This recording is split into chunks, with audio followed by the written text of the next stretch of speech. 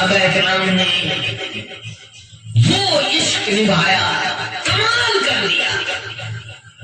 بڑے سے بڑی مصیبت آئی، اسلام کا سودا نہیں، ایمان کا سودا نہیں، دنیا کی طرف آئے ہی نہیں. کون ان حضرات کا مقابلہ کرے گا؟ کئی لوگ کہہ دیتے جی صحابہ انسان تھے، ان سے بھی غلطی ہو. میں ٹھیک ہے، میں کہتا ہوں تھے تو انسان، پر یہ دیکھو شاگرد کس کے ہیں. صحابہ ہے تو انسان، پر یہ اندازہ لگاؤ مرید کس کے ہیں. صحابہ ہے تو انسان، پر یہ سوچو کہ یہ مقتدی کس کے ہیں.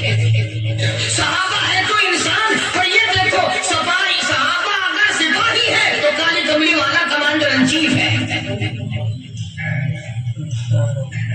براہ راست محمد عربی صلی اللہ علیہ وسلم کے صحابہ شاگرد ہیں، صحابہ حضور کے مرید ہیں، صحابہ حضور کے مقتدی ہیں، صحابہ حضور کی فوج کے سپاہی ہیں. ایک ایک نے کمال کر دیا. جناب ابو بکر صدیق رضی اللہ تعالیٰ عنہ فرماتے ہیں میں اچانک محلے میں جا نکلا.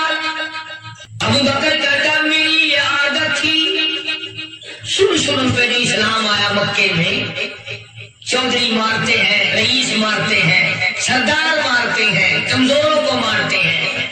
جو کلمہ پڑھتا تھا پہاڑ ٹوٹ جاتے تھے، ٹائر پکڑ کر مکی کی گلیوں میں گھسیٹا جاتا تھا، چمڑا اتر جاتا تھا.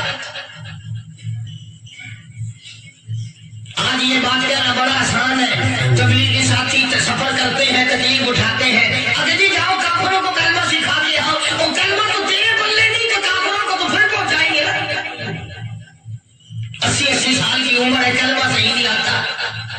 قبر بالکل سر پہ ہے، موت سر پہ ہے، قبر سامنے ہے، پھر بھی کلمہ نہیں آتا.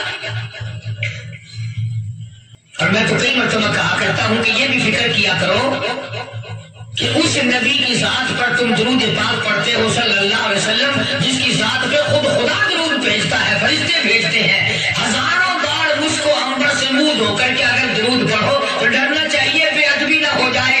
تو غلط ہو، درود پڑھتا ہے نبی کی ذات پہ.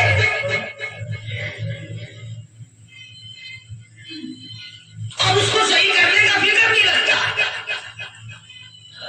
چنانچہ ابو بکر صدیق رضی اللہ تعالیٰ عنہ چکر لگاتے لگاتے ایک محلے میں جا نکلے.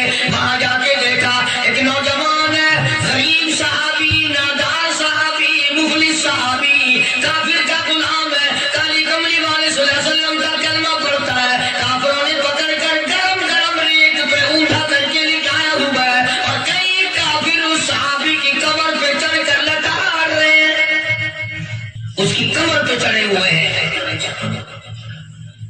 جناب ابو بکر صدیق رضی اللہ تعالیٰ عنہ فرماتے ہیں میں نے دور سے دیکھا، میں سمجھ گیا کوئی غریب آدمی ہے. جب میں قریب گیا فرماتے ہیں میری آنکھ نے دیکھا ابو بقیہ صحابی، میں نے پہچان لیا. کئی آدمیوں کے لتاڑنے کی وجہ سے، کئی آدمیوں کی کمر پہ چڑھ جانے کی وجہ سے ابو بکر کہتا ہے اتنی لمبی ابو بقیہ کی زبان باہر نکل آئی، منہ سے زبان باہر لٹکی ہوئی ہے. جناب ابو بکر صدیق رضی اللہ تعالیٰ عنہ نے فرما دیا نہ مارو، اللہ کا بندہ ہے.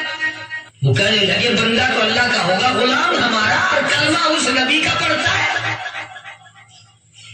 ہمارا غلام ہو کر کلمہ پڑھتا ہے، کیوں؟ جب تک جان سے نہ مر جائے گا ہم چھوڑیں گے نہیں، ہم اسے ختم کر کے دم لیں گے. اس نبی کا کلمہ پڑھتا ہے، ہمارے سامنے پڑھتا ہے. جناب ابو بکر صدیق رضی اللہ تعالیٰ عنہ نے منع کر دیا. منع کرنے میں اور زیادہ مچل گئے، اور زیادہ خرمستی کرنے لگے. ابو بکر فرماتے ہیں میں بالکل قریب کھڑا تھا، ظالموں نے ابو بکر کی پسلیوں پہ کمر پہ چھلانگیں لگانی شروع کر دی. جناب صدیق اکبر رضی اللہ تعالیٰ عنہ فرماتے ہیں میں بالکل قریب کھڑا تھا جب انہوں نے چھلانگیں لگائی. صحابی بے نوا اور مفلس غریب صحابی کی کمر پہ اچانک میرے کانوں میں کڑاک کڑاک کر کے پسلیاں ٹوٹنے کی آواز آنے لگی. میں برداشت نہ کر سکا. جناب ابو بکر رضی اللہ تعالیٰ عنہ فرماتے ہیں میں نے کہا ظالموں سودا کر لو، میں خرید لوں گا. انہوں نے جو منہ مانگے دام مانگے، جناب ابو بکر صدیق رضی اللہ تعالیٰ عنہ نے وہ دام دے دیے، پیسے دے دیے. ہاں غریب مظلوم کی ہمدردی کی. آج ہمارے پاس جو پیسہ ہے وہ کنجری پہ خرچ ہو سکتا ہے، بدماشی پہ خرچ ہو سکتا ہے، تین چلو اور فیشن پہ خرچ ہو سکتا ہے، اللہ کے دین پہ خرچ کرنے کی ہمیں توفیق نہیں ہوتی. سارے سال کی کمائی کا حساب لگائیں کہ ہم نے کتنا اپنے بیوی بچوں پہ خرچ کیا، کتنا اللہ اور اس کے رسول اور اللہ کے قرآن پہ خرچ کیا. 100-2% بھی نہیں بنتا. جناب ابو بکر رضی اللہ تعالیٰ عنہ نے ابو بکر رضی اللہ تعالیٰ عنہ کو خرید لیا، کافروں کے نیچے سے نکال لیا، کپڑے جھاڑے، زخموں کی مرہم پٹی کی. ابو بکر دوڑے دوڑے پانی کا پیالہ لے آئے اور فرمانے لگے ابو فقیہ تجھے بڑی مار پڑی ہے، بڑی تکلیف پہنچی ہے، میں نے تیری زبان باہر لٹکی ہوئی دیکھی، نکلی ہوئی دیکھی، خشکی آ گئی ہوگی، زبان پہ کانٹے جم گئے ہوں گے، تھوڑا سا پانی پی لے. ابو بکیہ کہتا ابو بکر تیرے احسان کا بدلہ خدا دے گا، تیری مہربانیوں کا بدلہ خدا دے گا. میں نہیں دے سکتا، تو نے پیسے خرچ کر کے مجھے آزاد کرایا، میں تجھے دعا دے سکتا ہوں. میں غریب ہوں، میں لادار ہوں، میں مفلس ہوں، میں مسکین ہوں. ابو بکر تنگ نہ کر، میں پانی پی نہیں سکتا. کیا بات ہے، کیوں پانی نہیں پی سکتا؟ کہنے لگا ابو بکر تجھے کیا معلوم ہے جن کی وجہ سے میری پسلیاں توڑ دی گئی، جن کی وجہ سے مجھے مارا گیا، جن کی وجہ سے مجھے لتاڑا گیا، جن کی وجہ سے میری پسلیاں توڑی گئی، جن کی وجہ سے میرا یہ حال کیا گیا، جب تک میں آقا کا دیدار نہ کر لوں میں پانی کی بوند پی نہیں سکتا. مجھے پہلے شربت دیدار پینا ہے. میں نے سرکار مدینہ صلی اللہ علیہ وسلم کی زیارت پہلے کروں گا، پانی بعد میں پیوں گا. او ابو بکیہ تجھے تو بڑی سخت مار پڑی ہے، تجھے تو بڑی تکلیف پہنچائی گئی ہے، میں تجھے حضور کے دربار میں لے کے چلوں گا، تو پانی تو پی لے. کہتا کوئی مجنون بتاتا ہے، کوئی کہتا ہے دیوانہ، کوئی مجنون بتاتا ہے، کوئی کہتا ہے دیوانہ.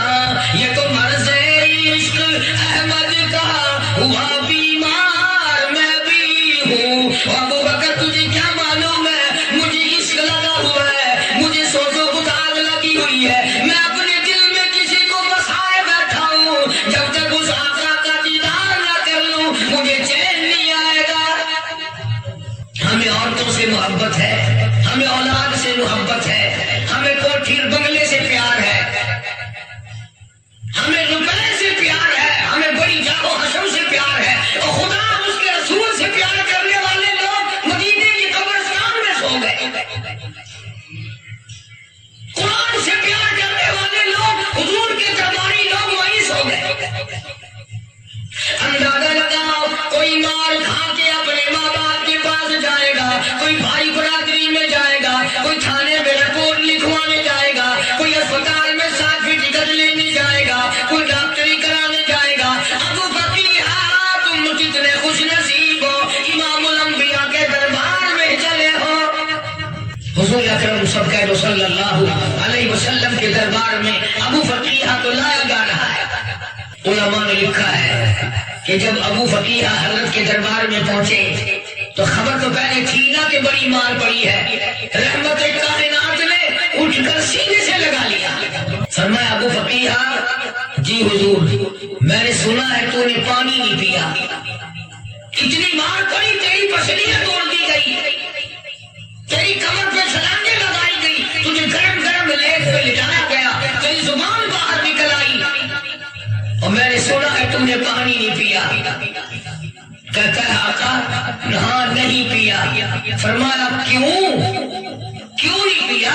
کہتا ہے آقا میں اس وقت پانی پیتا میرے منہ میں صرف پانی جاتا، اب پیوں گا ہاتھ تیرا ہوگا منہ میرا ہوگا، پانی میرے منہ میں جائے گا، مجھے حوض کوثر کا مزہ یہی آ جائے گا، مجھے لطف آئے گا محمد عربی صلی اللہ علیہ وسلم کے ہاتھ سے پانی پینے کا. علماء نے لکھا ہے کہ حضرت نے جب اپنے رحمت والے ہاتھ سے وہ انگلی چاند کو اشارہ کیا، جگر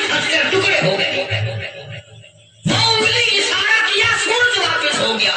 وہ انگلی درخت اپنی جڑیں چھوڑ کر پیغمبر کے قدموں میں آ گئے. وہ انگلی جن میں کنکر پہاڑ کے لیے تو کلمہ پڑھنا شروع کر دیا.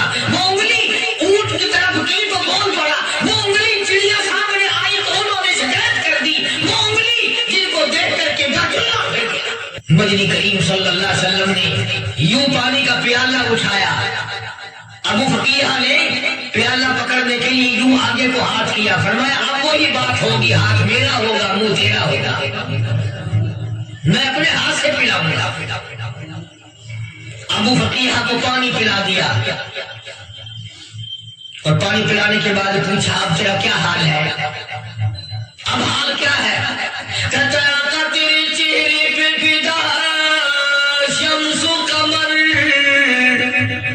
تیرے چہرے پہ فدا شمس و قمر, تیری زلفوں پہ تصدق شام و سحر,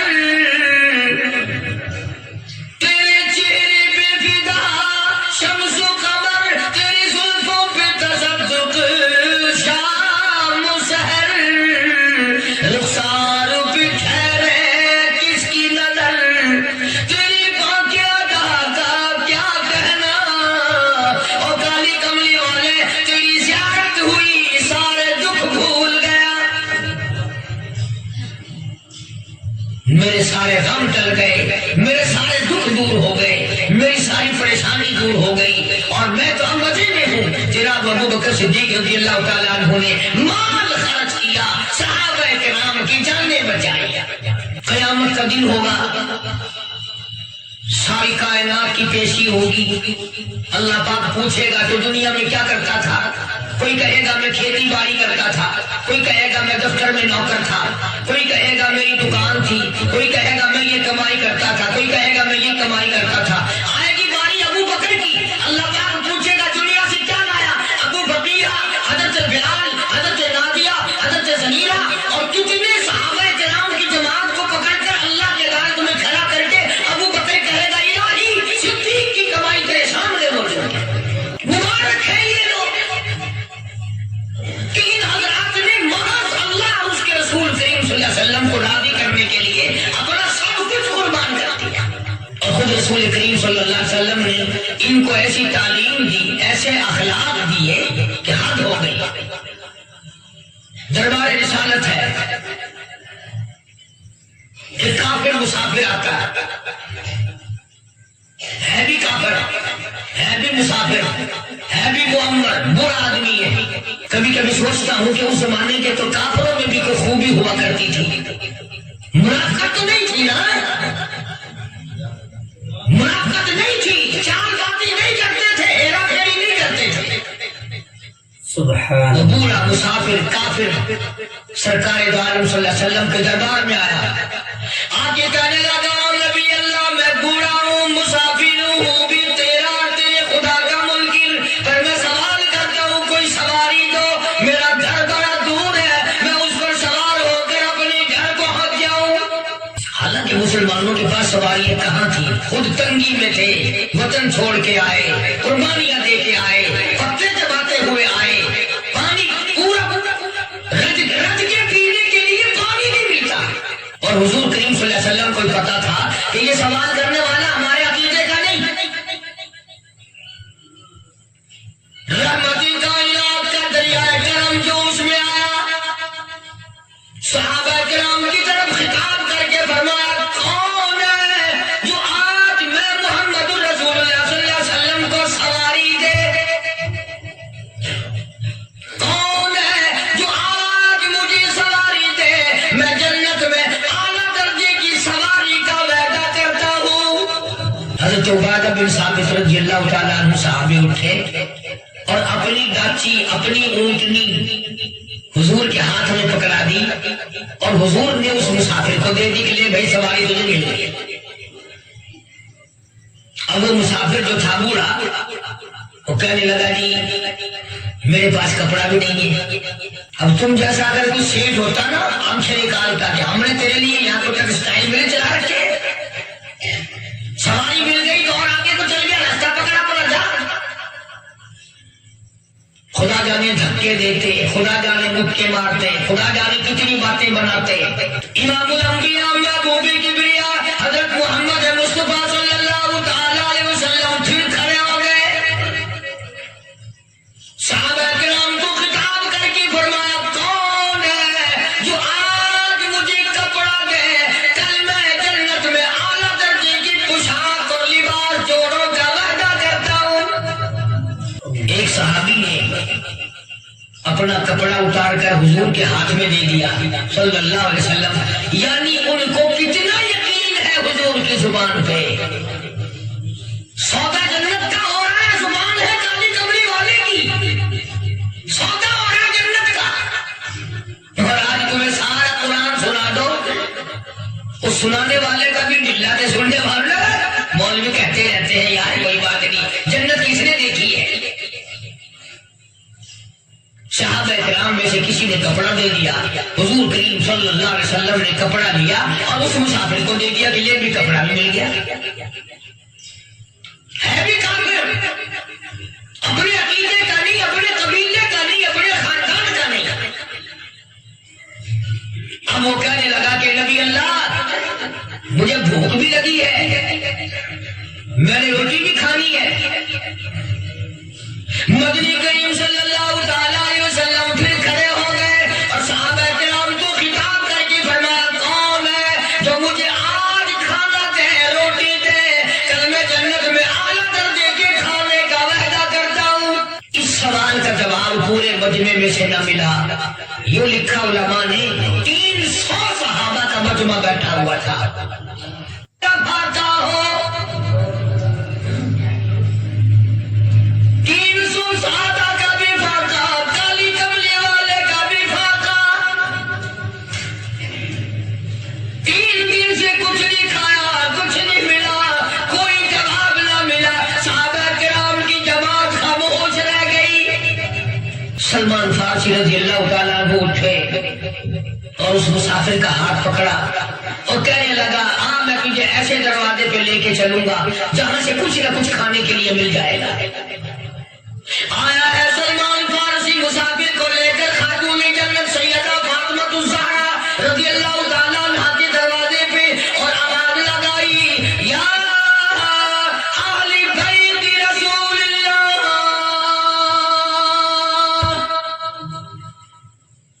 انطعموا فی سبیل اللہ، اور نبی کی لفظ جگر، نبی کی نوری نظر اور نبی کے جگر کے ٹکڑے اور کالی کملی والے کی بیٹی اے فاطمہ، ایک آدمی بھوکا ہے، کھانا کھلانا ہے، اس کے لیے کھانا بھیجو۔ اندر سے آواز آتی ہے اور رونے کیسی آواز میں جواب ملا، سیدنا حسن سیدنا حسین رضی اللہ تعالیٰ عنہما، ان کی شکلیں دیکھو، 4 دن کے فاقے نے بچوں کی شکل بگاڑ دی۔ پیغمبر کے نواسوں کا فاقہ، پیغمبر کا نواسا، پیغمبر کی بیٹی کا نواسا فاقہ، تمام مسلمان فاقے سے ہیں، کوئی گلہ نہیں کرتا، کوئی شکایت نہیں کرتا، کوئی اعتراض نہیں کرتا۔ اسی حالت میں اگر جنگ بھی ہو جائے تو صحابہ پھر بھی پیچھے رہنے کو تیار ہیں۔ جب اندر سے یہ جواب ملا کہ تمہارا تو 3 دن کا فاقہ ہے، فاطمہ کہتی ہے میرا اور میرے بچوں کا 4 دن کا فاقہ ہے، تو سلمان فارسی اس مسافر کو لے کے واپس ہونے لگا۔ اندر سے آواز آتی ہے خالی نہ جاؤ، میرے سر کی چادر لے جاؤ، یہ لے جا کر یہودی کے پاس گروی رکھ دو، گلا رکھ دو، اللہ لے آؤ، میں 20 پکا کے کھلا کے بھیجوں گی۔ کہاں ایسے سخی عورت ہے، کہاں ایسے سخی مرد ہیں؟ مسافر کو کون کھلائے، دین پر خرچ کون کرے؟ کسی طالب علموں کو، عام میں سے اکثریت ایسے لوگوں کی ہے جنہوں نے ساری عمر میں، سارے سال میں کبھی ایک قرآن پڑھنے والے طالب علم کو روٹی نہیں کھلائی، اور پھر یہ کبھی نہیں سوچا کہ میں آخر کما رہا ہوں کہ کیا کرنا۔ بس شیطان یوں کہہ دیتا ہے یہ تو بڑے بڑے امیروں کا کام ہے، تو غریب آدمی ہے، تیرے بس کا یہ کہاں کام ہے؟ یہ تو بڑے بڑے امیروں کا کام ہے، طالب علموں کو، مسافروں کو کھانا کھلانا۔ کل قیامت میں اگر اللہ نے یہ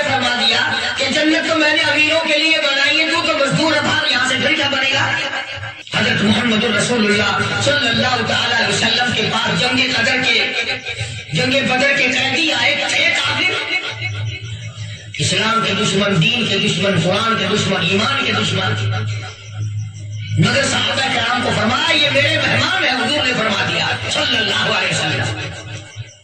ایک صحابی جو ایک مہمان کو لے گیا، حضور کے مہمان کو، تھے جنگی قیدی۔ علماء کرام نے لکھا صحابی کے گھر میں کھانا تھوڑا تھا، اس کافر کو جو کھانا دے دیا، آپ اس کے پاس بیٹھ کر درخت کے پتے چبا لیے۔ دوسرا دن آیا، پھر ایسا ہی کیا، اس حضور کے مہمان جنگ بدر کے قیدی کافر کو کھانا کھلایا، خود درخت کے پتے چبا لیے۔ تیسرا دن آیا، وہ جنگی کافر کہنے لگا، قیدی کہنے لگا، آج پہلے کلمہ پڑھا پھر روٹی کھلا، میں پہلے مسلمان بنتا ہوں اس کے بعد میں کھانا کھاؤں گا۔ ارے تم اتنے اپنے اوپر دوسرے کو ترجیح دیتے ہو کہ ہم کافر بھی ہیں، تمہیں مارنے والے تمہیں مارنے آئے تھے، اور تمہارا حال یہ کر دیا کالی کمری والے نے کہ خود پتے چباتے ہو، دشمن کو کھانا کھلاتے ہو، خود درختوں کے پتے چبا رہے ہو۔ محمد صلی اللہ علیہ وسلم نے تمہیں اتنا اونچا بنا دیا، نگاہ نبوت نے تمہیں ایسا رنگ دیا، اور نبی کے دروازے نے تمہیں وہ دیا کہ قیامت آ سکتی ہے، مگر صحابہ تمہاری دولت نہیں چھین سکتے۔